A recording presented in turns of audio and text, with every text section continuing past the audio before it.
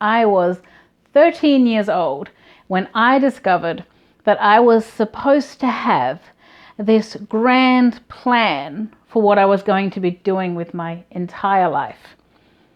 At 13 is when I entered 8th grade, and in the schooling system I grew up in, that is when high school begins. And with high school come the pressures to choose the classes that lead to the next year's classes, that lead to the high school degree with the pre-requirements met to enter the field of study at university that you've chosen, that will equip you for your career for the rest of your days. The job you're going to work, the one job you're going to work until you get old and retire and look back upon the glory days of your youth and all that you've achieved. What a wonderful dream, and one that many of us has found has really not played out the way we thought it would. And I will tell you that at 13, I had not the slightest idea what I was going to do with all of the decades of life ahead of me. But there were classmates who knew what they were going to do. They were going to become a doctor. They were going to get into the computer sciences. They were going to train as an athlete. They knew, and they'd always known, as far back as they could remember, what their plan was in life. Now, capitalism calls this a career or a vocation. Another word we might use in a more spiritual language is a calling. And I had no idea what my calling was going to be. So it's kind of amusing to me, just the very idea that I might be daring to appear in front of you today and talk to you on the topic of being called, as someone who has not had the heavens parting and the beam of light coming down from the sky and the voice booming, "This is the thing that you will do with your life, the one thing, the only thing." And I think that's okay. I think actually that is a much more rare occurrence than we are led to believe. I think what's a lot more common, an experience that is shared by many more people, is more the experience of that feeling of rightness, or a confidence, or just a rising within us of a certainty, and sometimes a what if or a suspicion, when our arms are elbows deep in the bubbles as we wash the dishes, or when we take the dog for a walk. The little voice that whispers, "What about this? What about this?" And I really want to encourage you, whatever your experience has been, if you have had a dramatic event that has really confirmed for you a direction you want to take in life, or if, as many of us experience, life has been a series of things that happened along the way, a what if voice that says there's a thing you could do, you could do that thing. Just encourage you to have confidence that either, both, and all of the ways that we are invited to find meaning and purpose in what we do with our days are equally valid. So all I can do really, if I'm going to talk about calling, if such a thing exists, is to share with you a little bit of my experience. And for myself, what I have found is that it is most important that I know of myself, what I am capable of, what areas I am strong in, where my weaknesses are, and what pursuits bring me health and healing in life. And so I'm just talking to you as a writer, as someone who finds great meaning in words, in playing with words, in building with words, in the laughter that is possible around words, in the power and the significance in words, in the silliness that words can bring into life. And that might not be where you operate in life. You might be more actions, you might be more in the sciences and the maths, and that's okay, whatever it is for you. I encourage you, as you respond to the little whispers, to lean in on where your strengths are, on where your enthusiasms are. So for me, there's this story from the Bible, from Jeremiah, that I want to talk about for a minute, because as a writer, I see a lot of myself in it. And it's a Bible story, so it's very long, and there's a lot of words, and some of them are hard to pronounce. But the gist of it is, Jeremiah feels called upon to write to the king and to say, what you are doing is wrong, it is hurting people, you need to stop, or there will be consequences. It's a pretty simple calling. It's a directive. It's a purpose. So he writes in the scroll the whole of the message, sends it off, short version of the story. When the king receives it, as it is being read to him, this really powerful, moving, stirring message, these words that have been so carefully plucked from the sky and formulated to create a response, instead, he hears these words, and as they're being read, he cuts strips off of them and feeds them into the fire in front of him. And that's discouraging. As a writer, when I read this story, I just think of all of the times I have poured all of my creative energy, all of my most persuasive tones and influences and metaphors and similes and everything I can into a goal of some kind with the purpose of making some change in the world, and to feel like not just that it wasn't received, but that it was torn into shreds and burnt into ashes. And to me, that's the difference between a career and a calling.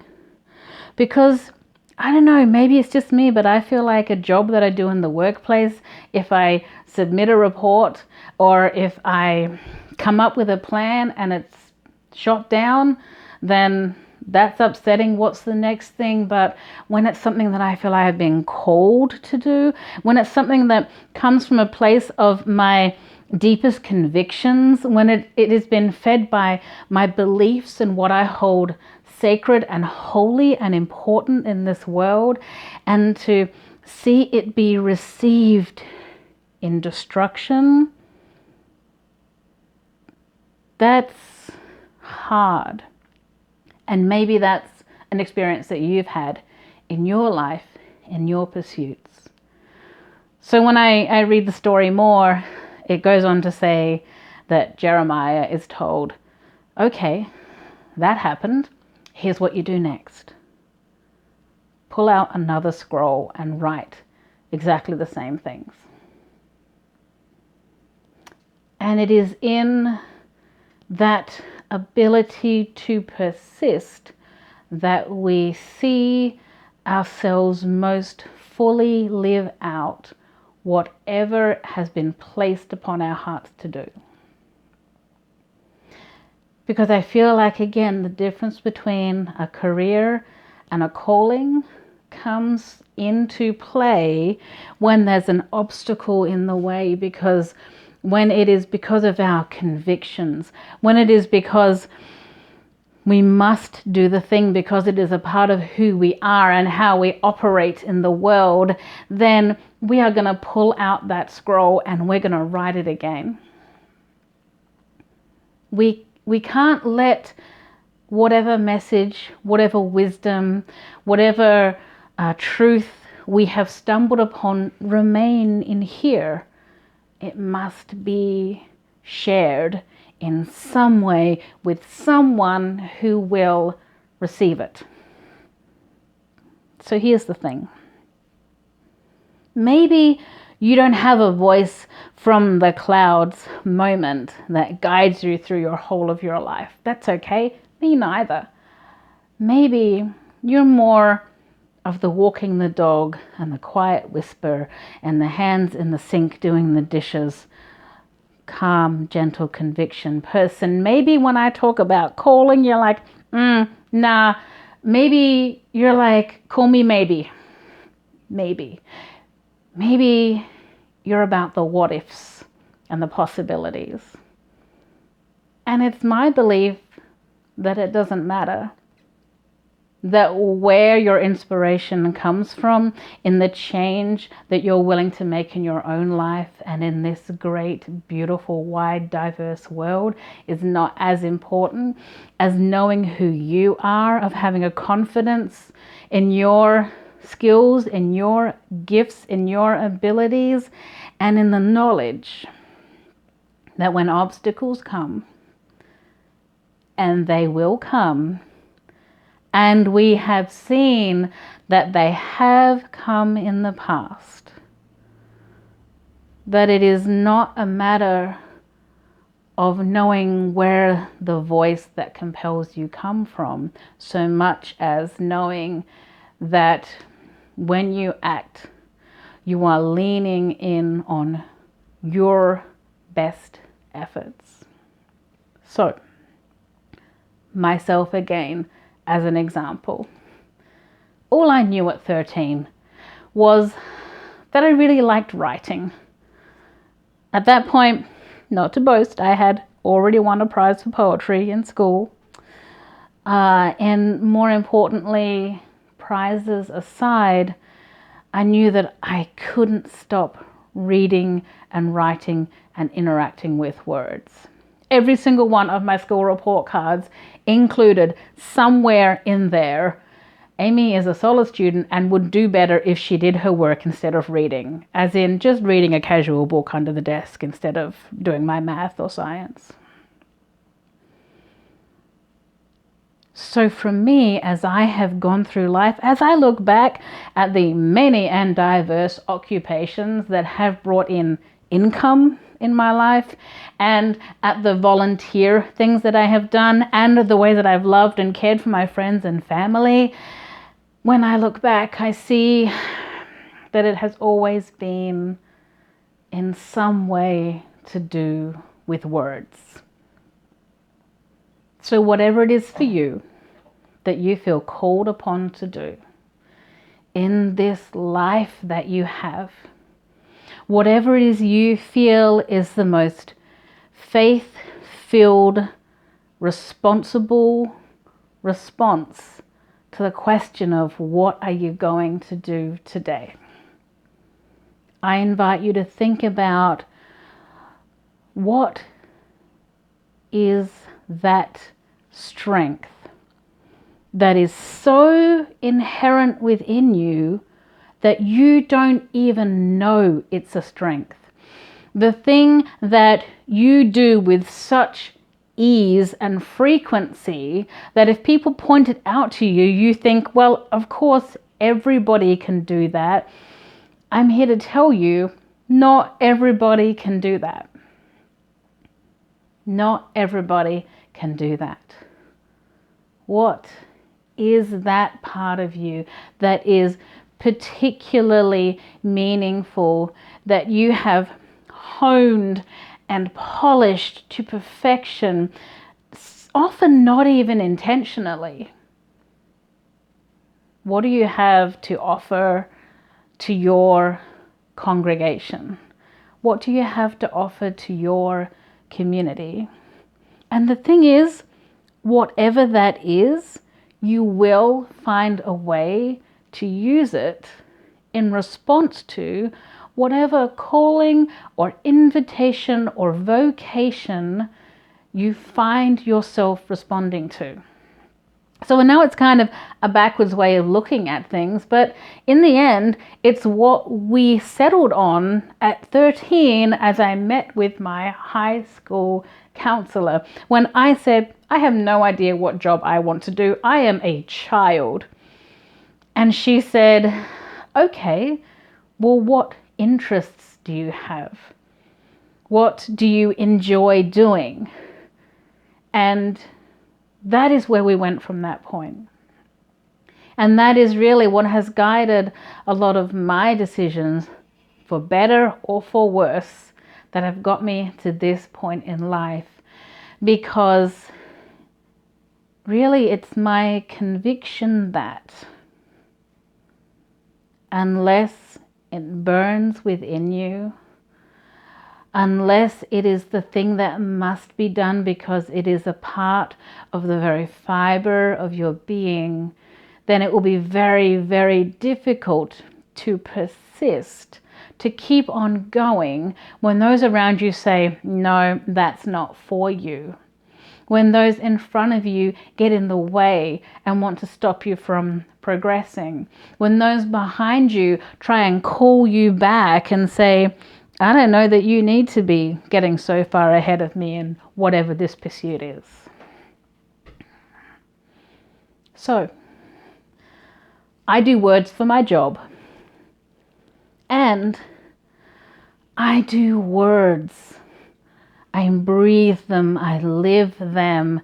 They feed a part of me that is hungry, and they motivate me, and they inspire me, and they make me laugh and cry. So what is it in your world, in your life, in your heart, in your soul, in your spirit, that draws you beyond yourself and into realms you didn't know, that you could not have imagined at 13 years old that you would be entering into? If you don't know what you are called to do with the rest of your life, with the rest of this day, or with the next 2 minutes, and if that's something that you want an answer to, then maybe, just maybe, begin with that question. What is at the core of my being? What do I do best? And what do I find myself doing wherever I go in life? Friends, that's the invitation. And I'm here to break some news to you. It's really the best that any of us can expect in life, because we're not, generally speaking, going to have the clouds part, and we're not going to be handed an instruction manual as much as we would love to. We're not going to wake up in the morning and find a list pinned to the fridge that'll tell us when we're trying to make decisions, do this and this and this. All we can go on is the core of what we believe, the core of who we are. And armed with that, you will be amazed at what you can go through in life and what you can achieve in terms of making this world a better place for you and for your neighbor. Amen.